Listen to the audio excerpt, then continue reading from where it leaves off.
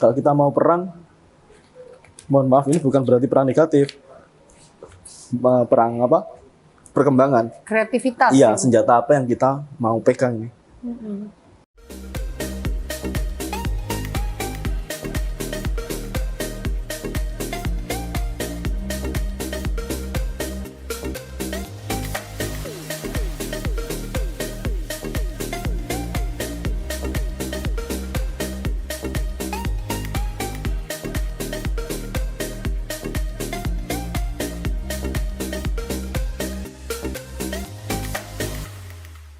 Kalau kita lihat 2023 itu mengerikan ya Mas ya. Iya, terus nanti kita agak berduka karena di 2023 kita akan kehilangan satu tokoh politik tapi orangnya baik. Waduh, Orangnya bukan orang jahat. waduh. Baik sekali, bersahaja, terus citranya juga bagus. Waduh. Bisa dapat clue-clue laki perempuan? Kelihatannya ini laki-laki, Wow. jadi tokoh politik ini selain di politik dia juga keseniannya luar biasa. Berkeseniannya luar biasa, memang saya kagum.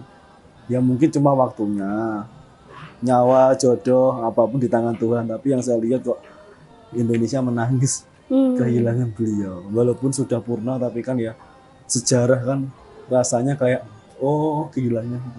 Ya kita kehilangan seseorang yang baik pasti nangis Mas. Iya. Karena kenangan itu kan hanya terisi dengan kenangan baik ya Mas. Yes. Meskipun secara manusiawi nggak ada yang sempurna ya Mas ya. Tetapi... Jadi teringat berpulangnya almarhum Gus Dur. Nah ya Nah, Mas itu, ya. waduh, luar biasa. Menangis. Itu juga ada di senggolan tulisan-tulisan Ronggo Warsito yang diambil dari ramalan Jayabaya. Oh ya Mas? Iya. Oh. Kalau dilihat dari flashbacknya, Gus Dur kan dipaksa buat lengser. Yang katanya kasus ini, yang katanya kasus itu. Tapi real buktinya mana? Sampai hari ini tidak ada penjelasan Tidak ada ya Mas penjelasan. Tapi dengan santainya Gus Dur mengatakan, tidak apa-apa, sabar. Bahwa yang menangis itu wah, masyarakat benar-benar menangis. Mbah Dur itu wah, luar biasa sekali. Dan itu akan terulang di 2023 ya Mas? 2023. Apalagi Mas tentang bangsa dan negara, tentang kepemimpinan politik, apa Mas? Apa? Karena ini tahun 2023 kita tahu ya Mas, pemilu berikutnya itu ada di bulan Februari Mas, kalau saya tidak salah ya Mas ya, 2024 bulan Februari Mas. Dalam arti kata ini 2023 ini akan kencang sekali orang-orang yang akan mencalonkan dirinya, baik itu secara caleg atau capres-cawapres, itu pasti hiruk pikuk gitu ya Mas ya. Tapi nanti jangan kaget, karena di 2023 akhir ke 2024 banyak sekali tokoh-tokoh yang selama ini itu apa ya, kayak kuncinya di dalam itu semua keluar semua. Rahasia dapur. Dengkok ini tokoh-tokohnya dikeluarkan semua. Dan orang kaget ini, dan kalau dilihat dari fisiknya, dari modelnya kayak enggak doyoni. Tapi memang luar biasa sekali. Itu maksudnya ke sisi yang negatif atau positif? Positif. Sekali-kali kita bahas positif. Jongko Jayabaya juga mengatakan bahwa meskipun di tengah ramalan prediksi yang mengerikan mengenai 2023, tetap ada sebuah pandangan yang positif ya Mas Nanti ya. banyak penyelamat. Jadi kalau mungkin ya teman-teman, sahabat-sahabat pernah mendengar yang namanya Satrio Piningit. Ya. Apakah ini yang nanti dinanti-nantikan? Yang ibarat wes rela gak makan apa-apa, rela gak makan apa-apa demi orang lain. Itu ada bermunculan. Banyak sekali dari berbagai macam daerah. Yang paling banyak dari Bali itu luar biasa. Wah ya Mas? Iya. Wow. Kemarin saya bilang ke jenengan, yuk kita main ke Bali. Nah kita juga tidak ada salahnya. Mungkin kemarin acara-acara besar dunia diadakan di situ ya, mungkin apa ya namanya, chemistry ya. Rasa nasionalisnya tuh. Tapi kemarin saya mengikuti sejenak Mas G20 yang kita banggakan. Kemarin Pak Jenengan juga iya, ada di situ. Mas, ada di situ. Dan sebagai anak bangsa saya tuh bangga Mas, bangga banget Bali menjadi sebuah tempat untuk mengadakan perhelatan yang luar biasa seperti itu. Saya bangga banget, bangga tidak hanya lalu lalang mobil listrik, yang mobil teknologi baru itu Mas, sampai delongop, tercengang saya Mas. Beli berapa? 4? Biasanya jenengan seperti itu. Itu lebih bangga lagi di airport Mas, di airport itu kita lihat pesawat-pesawat dari kepresidenan beberapa negara yang membuat kita tuh tercengang, wow gitu. Itu membanggakan Mas. Iya, jadi berhubung tadi nyolek Bali, saya jadi ada terawangan buat Bali. Jadi Bali untuk kedepannya ini semakin baik. Prospeknya semakin lebih tertata lagi. Mulai dari pariwisata, perekonomian, apapun itu, mungkin suatu saat daerah-daerah lainnya akan menjadikan Bali ini sebagai patokan. Harus bisa nih seperti ini. Wah, luar banyak biasa. Daerah-daerah yang disulap nanti. Yang di luar Bali itu hampir dimiripkan. Bukan mirip tempatnya maksudnya, tapi tata caranya. Itu perlu kita aminin ya Mas ya. Amin. Kemarin Bali terpuruk dengan adanya pandemi. Jika ada kebaikan untuk Bali, luar biasa ya Mas. Iya. Terus ada lagi daerah-daerah yang bangkit itu terlihat jelas di 2024 awal. Seperti Yogyakarta, Kalimantan, itu mulai naik semua. Jadi tidak ada alasannya kalau kemarin ada beberapa daerah-daerah tersebut yang dijadikan mungkin ikonnya sebagai titik pusatnya negara, kita nggak paham ya nanti. Wow, yang itu memang luar biasa. Ibu kota hendak dipindahkan itu ya Mas ya? Bagus. Semoga terwujud ya Mas. Amin. Ya. Terus gini Mak, ya ada positifnya, ada negatifnya. Kalau positifnya kita sampaikan seperti ini. Terus ada lagi anak-anak bangsa yang di luar negeri, itu nanti kembali lagi ke tanah air memberikan kayak fasilitas-fasilitas yang luar biasa. Kalau dulu kan ada yang namanya Barack Obama yang lahir di Indonesia. Sampai bisa paham nasi goreng. Nasi goreng itu nanti ada di tahun-tahun ke depan itu muncul satu persatu. Cuma kadang kita ini unik. Kenapa tidak diakui dulu?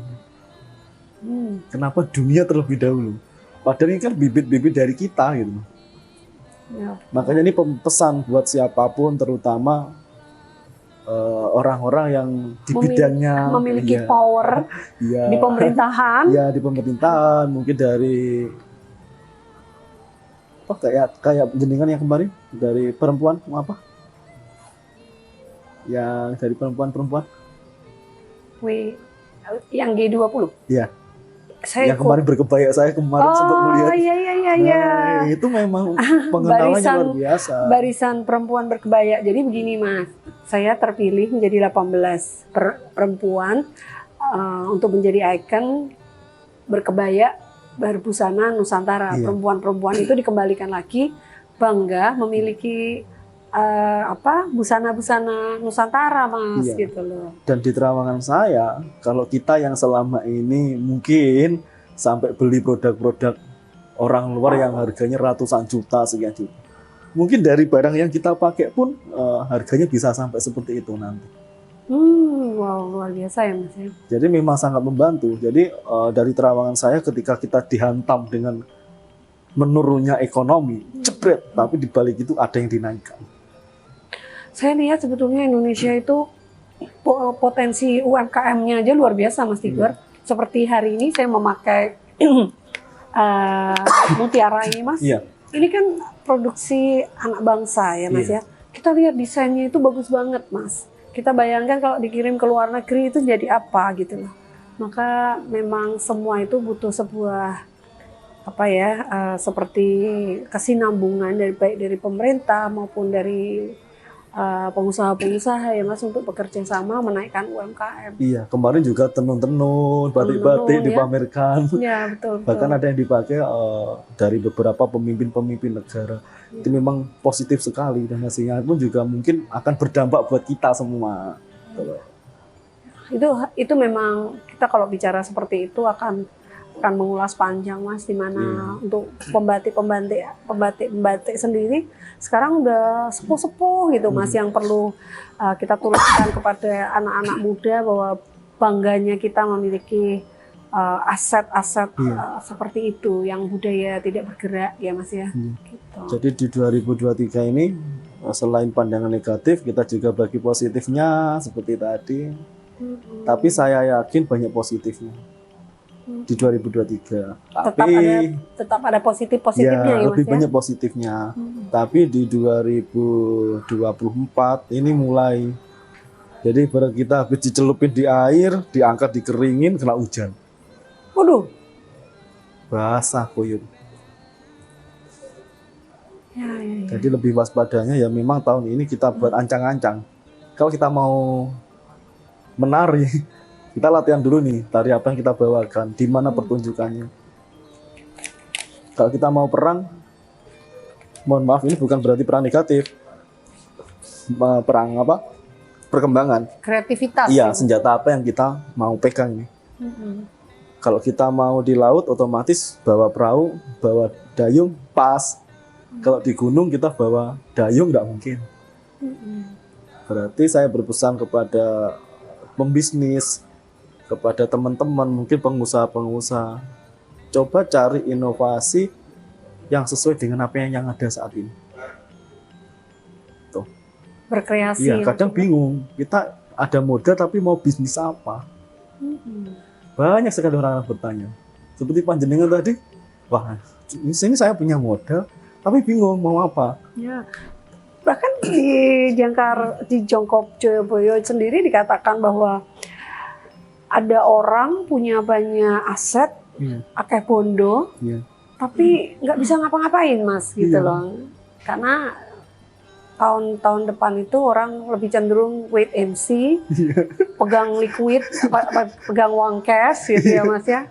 Karena setiap mendekati yang namanya pesta rakyat dengan demokrasi, pesta demokrasi, orang lebih hati-hati. Ngomong-ngomong uang cash dan itu, saya ada pesan buat pihak-pihak tertentu lebih berhati-hati lagi untuk melindungi semuanya, karena aku melihat beberapa kasus besar itu, misal ya Mae mempunyai simpanan secara elektronik senilai sekian, ternyata hilang tiba-tiba. Itu di 2023 ini banyak sekali kasus-kasus seperti itu.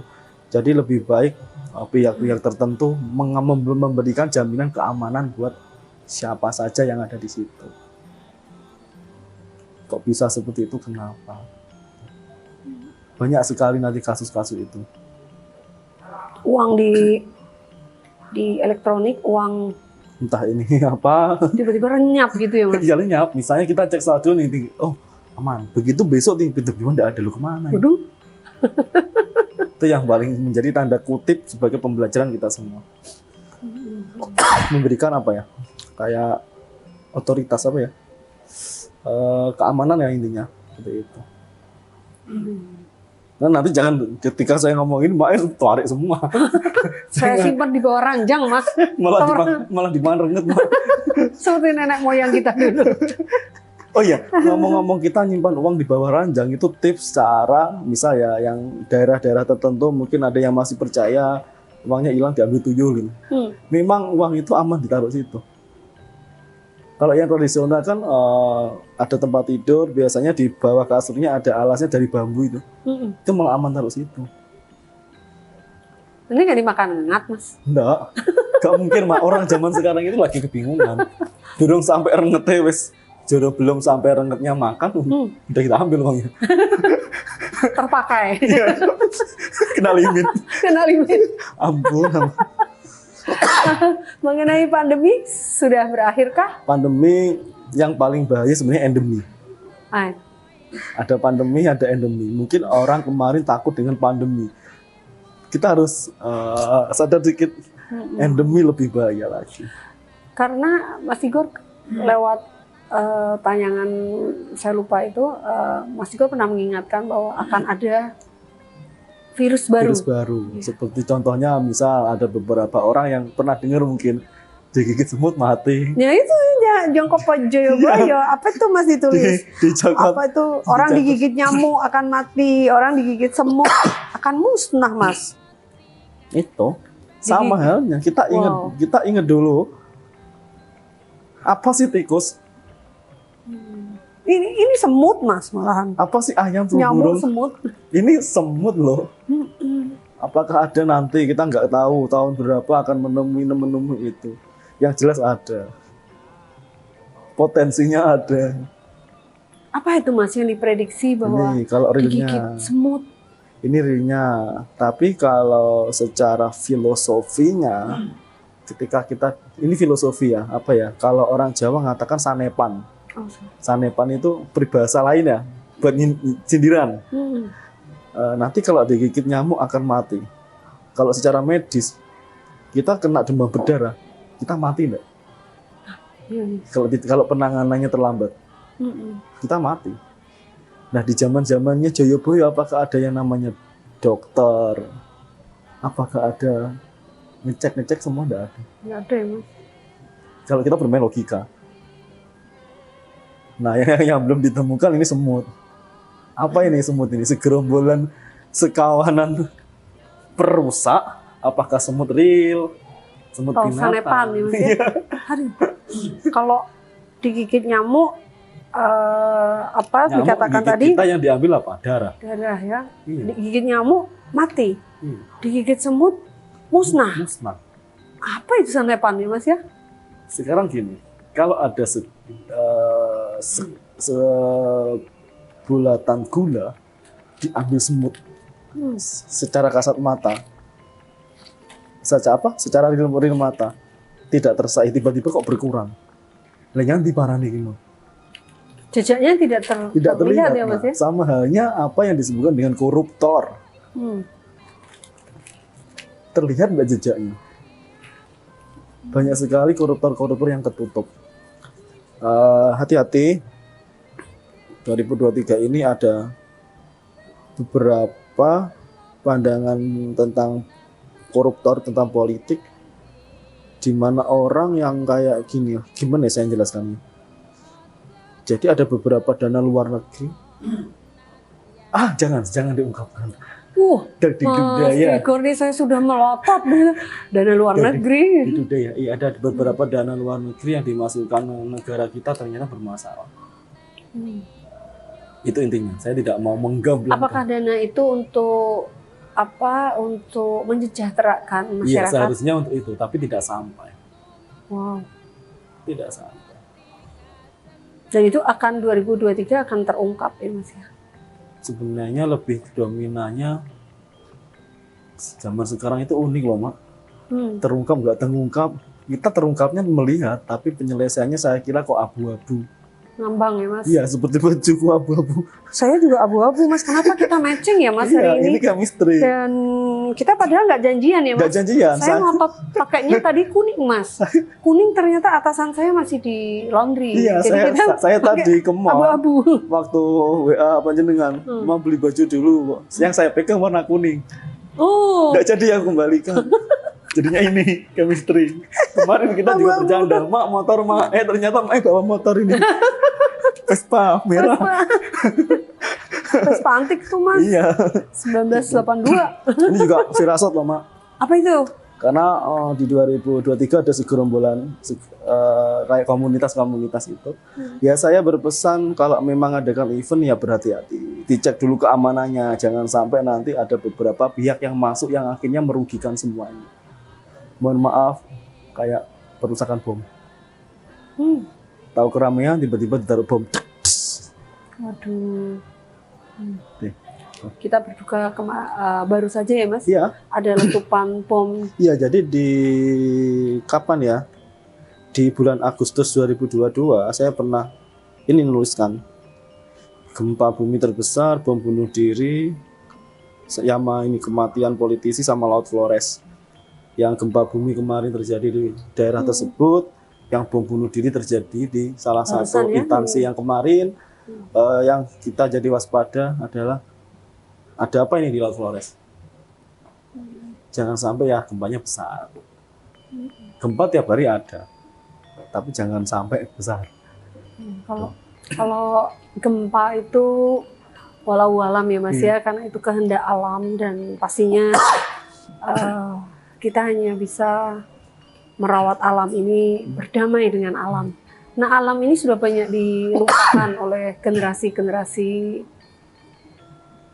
manusia sekarang nih Mas ya, di mana alam itu nggak dengan setulus hati dijaga, dicintai, padahal dari alam lah kita ini diambil dan dikembalikan lagi ya Mas ya nanti pada akhirnya. Tapi alam seringkali diingkari gitu ya Mas. Alam murka mendatangkan prahara, ya sudah. Zaman goro-goro bener nih. Saya pernah menuliskan itu. Lupa saya baca di Instagram saya nuliskan ini. Zaman goro-goro mijil. Jadi kalau dalam bahasa Jawa ini mijil kan artinya keluar.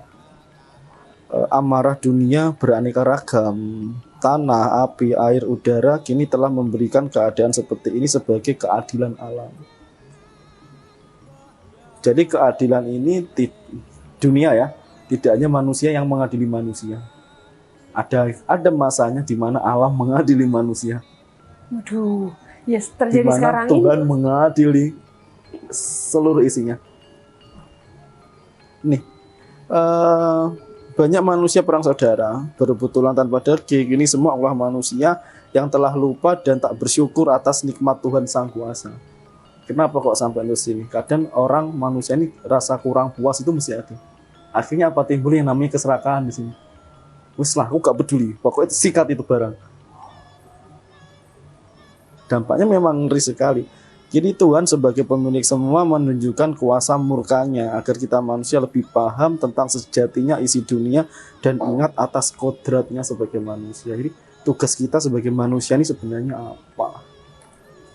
Kalau kita sudah berpulang, kita menangis dan tersenyum. Oh iya ya, ketika kita hidup, rebutan bondo. Kembali lagi nggak bisa ya Mas ya? Nggak bisa, kita cuma berlari mengejar dunia. Sekarang kita kebingungan ya, kebingungan ini hanya masalah dunia loh. Sampai orang stres, sampai orang pening nggak bisa tidur. Ini hanya urusan dunia. Tapi ketika dia meninggal, dia tertawa melihat tubuhnya ini tertawa. Walah yo. Kok aku sampai seperti ini? Yang saya bilang itu Mas, kembali lagi minta-minta hidup udah nggak bisa ya Mas ya? Ada jalan yang memisahkan. Betul. Ya. Yang ikut dengan kita adalah apa yang kita lakukan di dunia. Timbangannya seperti apa. Jadi saya berpesan tidak ke semuanya, tidak ke Mae, tidak ke saya, tapi untuk kesadarannya. Siapapun mungkin yang hari ini sedang diuji di dalam rumah tangganya, di dalam keluarganya, di dalam jabatannya, pekerjaannya, saya hanya satu kata buat panjenengan. Jangan terlalu mengejar dunia, walaupun itu penting. Ya tidak mustahil. Kadang orang ngomong, aku tidak butuh bondo. Saya tidak butuh harta. Tapi kalau kita tidak pegang uang, ya mendramus, sambat. Sambatnya kadang di story WA. Ya Allah kok ini Apakah ada transferan? Enak dek wingi aku. Itu chemistry, Mak. Serius. Saya bengong, saya tidak punya pegangan. Tiba-tiba Mak WA. Jenengan WA. Mesti girl sanggung lah. Ini chemistry. Saya berdoa tiap hari semoga chemistry. Itu chemistry. Itu benar. Ya. Intinya kita semepet apapun dalam keadaan mepet apapun, kalau kita pasrah marang Gusti, jalan itu mesti ada, walaupun dari tangan lain. Misal nih, Mae punya satu minuman ini tak rampas contoh, tak ambil gini. Kalau Mae tidak ikhlas, yang terjadi apa kita? Pertengkaran. Tapi kalau Mae tidak apa-apa lah, yang mungkin bukan rezekiku. Ternyata digantilah Tuhan sama minuman yang lain. Amin. Itu jadi, memang kekuatan, harus menjadi kekuatan buat kita semua ya Mas. Ini harus kita tanamkan. Sahabat berbagi cerita pastinya 2023 itu kita memang membutuhkan keikhlasan ya Mas. Jangan pernah takut ketika hakmu diambil. Wah, ngeri sekali. Tuhan itu kayak ganti itu. Oh, cepet. Wah, amin. Nggak usah takut, Mak. Aduh. Terus aku pesan lagi buat inovasi teman-teman. Misal nanti terjadi pemutusan hubungan kerja yang serempak, pinter-pinter sekali ngelola keuangan. Dapat pesangon sekian harus dipikir, ini untuk apa? Kita tanam satu biji, kalau biji itu tumbuh, otomatis kita tidak tahu berapa buah yang ada di situ. Tapi kalau kita punya biji, kita tidak kombinasikan dengan tanah, apakah biji ini akan tumbuh? Tidak bisa. Jadi intinya kita sebagai orang hidup butuh yang namanya kombinasi. Lek gak cocok ke sini ya ke sana. Kalau nggak cocok ke sana ya coba yang lainnya. Seperti panjenengan tadi, Mas aku kok pengen bisnis mebel ya. Tidak apa-apa, itu memang bagus sekali. Kita tidak ada salahnya. Inovasi-inovasi ini harus ada. Kombinasi ini harus ada. Oh ya, kalau kita bisnis mebel, kita bisnis perumahan. Oh ya, orang beli rumah pasti dia butuh mebel. Kalau kita jual makanan, kita tidak jual minuman, tidak mungkin. Nah, tapi kalau kita jual minuman, apakah kita jual makanan? Belum tentu. Jual es puter gitu. Mau pesen nasi goreng, tidak ada. Tapi kalau kita jual nasi goreng, kadang di situ ada menunya es jeruk, es teh, es puter, es ketan. Intinya apa? Ya, kombinasi ini harus benar. Mana yang dibikin dominan? Karena di tahun-tahun 2023 ini butuh yang kelihatan nih dominannya apa. Tuh. Ini pesan buat pembisnis. Jadi jangan dipikir langsung ke lapangannya. Dominannya apa dulu, dikuatkan, baru ke lapangannya. Kalau kita jual es di musim hujan, konyol. Bobor ya Mas. Iya, ini ada pernah di salah satu produk minuman ion. Minuman ion kan rasanya aneh. Waktu promo dibagikan ke semua orang. Ini minuman apa? Rasanya asin, tidak enak. Tapi si pemilik perusahaan berpikir, oh ya ini kan minuman ion. Minuman ion ini dibutuhkan orang yang kekurangan cairan. Oke lah, kita sasarannya ke tempat-tempat pelari yang berolahraga, kita kasih ini. Oh, enak ya. Berarti apa di sini yang namanya ketepatan. Kita butuh ketepatan. Di 2023 ini butuh kombinasi, butuh ketepatan. Siap, ilmunya cuma dua itu. Kalau dia tidak mengkombinasikan, kalau tidak tepat, bangkrut. Itu yang terjadi. Kenapa kok sampai PHK banyak? Jadi harus ada kombinasi dan ketepatan. Sebuah feeling ya itu ya Mas ya. Tidak mudah itu Mas Tigor. Tidak mudah kau mencintai. Sampai bercanda. Malah nyanyi. Apalagi yang akan dipesankan Mas Tigor? Mungkin dari panjenengan ada. Saya kan tidak, saya kan hanya menyampaikan untuk teman-teman berbagi cerita dalam apa ya kita sharing untuk 2023 dan saya yakin ya Mas Tigor bahwa banyaklah di luar sana para sahabat yang membutuhkan kekuatan jika ada prediksi atau pandangan-pandangan yang cukup berat untuk 2023, tetapi saya yakin ya Mas ya bahwa di balik sebuah badai itu pasti ada pelangi ya Mas ya. Tidak hanya pandangan yang negatif tetapi ada yang positif. Bahkan kita lihat seorang Raja Jayabaya yang hidup berabad yang lalu bisa memberi kita petuah atau pandangannya masih relevan di tahun 2023. Artinya kita ini tetap harus eling dan waspada ya Mas ya, waspada gitu Mas. Puji Tuhan jika saya ikut bahagia Mas bahwa di antara pandangan yang memberatkan rasanya buat kita napas 2023 begitu gelap pandangan-pandangan, bahkan masih sisa-sisa ada di 2024 katanya. Saya menyimak Mas Tigor itu 2025 baru kita bisa sedikit bernapas oke. Asik ya Mas ya. Pandemi sudah mulai mutasinya itu udah mulai 5 tahunnya itu udah selesai, bahkan ekonomi sudah mulai enak ya Mas ya. Tapi kita harus punya semangat bahwa di dalam pencobaan itu tidak akan pernah diberikan melebihi batas kekuatan kita ya Mas. Begitu para sahabat berbagi cerita, kita akan berbincang-bincang terus sama Mas Tigor mengenai pandangan apa yang ingin disampaikan Mas Tigor. Mungkin sekian dulu dari saya.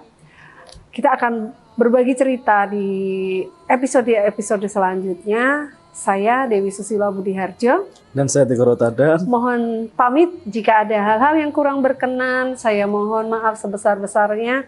Tetap sehat dan bahagia selalu. Dadah.